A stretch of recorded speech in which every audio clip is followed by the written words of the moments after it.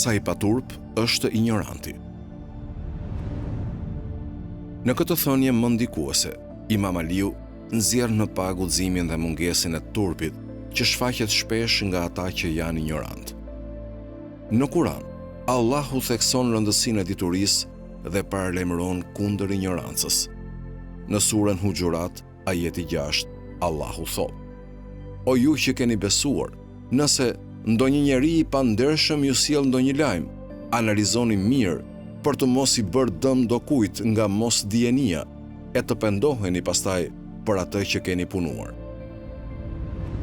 Ky ajet thekson nevojën për të verifikuar informacionin edhe jo për të vepruar verbërisht sipas tij, pasi ignoranca mund të çojë në dëm dhe keqardhje. Për më tepër, në surën Mujadila, ajeti 11, Allahu thot: O ju që besuat, kur t'ju thuhet bëni vend të tjerëve në ndjenjat tuaja, ju bëni vend, Allahu do të bëjë një vend për ju. E kur t'ju thuhet ngrihuni, atëherë ju ngrihuni. Allahu lartëson ata që besuan prej jush, i lartëson në shkallë të lartë ata të cilëve u është dhënë dituri. Allahu është i njohur mirë me ata që punoni.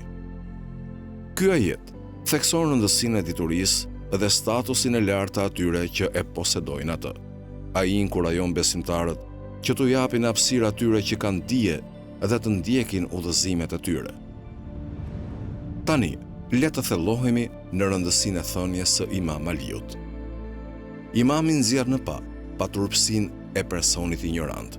Kjo paturpsi buron nga mungesa e njohurive dhe mirëkuptimit të tyre. Ignoranca shpije në arrogancë dhe guxim, pasi personi ignorant nuk është i vetëdijshëm për kufizimet e veta dhe i mungon për ulësia për të kërkuar dituri dhe udhëzim. Pasojat e kësaj paturpsie janë të gjera. Personi ignorant mund të përfshihet në veprime të dëmshme ose të përhap dezinformata pa e kuptuar ndikimin negativ që mund të ketë tek të tjerët. Ata gjithashtu mund të shpërfillin urtësinë dhe udhëzimet e atyre që posedojnë njohuri, duke quar në një ignorancë të mëtejshme dhe sjellje të gabuar. Thënia e Imam Aliut shërben si një kujtesë për muslimanët për rëndësinë e kërkimit të diturisë dhe shmangjes së ignorancës. Na inkurajon të jemi të përulur dhe mendje hapur, gjithmonë të gatshëm për të mësuar dhe për të zhvilluar. Duke përvetësuar dituri, ne mund të shmangim guximin dhe paturpësinë që vjen nga ignoranca.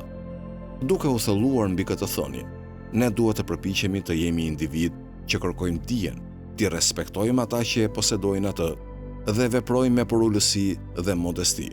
Ne duhet të jemi të kujdesshëm ndaj përhapjes së dezinformatave dhe dëmtimin e të tjerëve për shkak të ignorancës sonë. Duke vepruar kështu, ne mund të mbështesim mësimet e Islamit dhe të kontribuojmë pozitivisht për komunitetin tonë.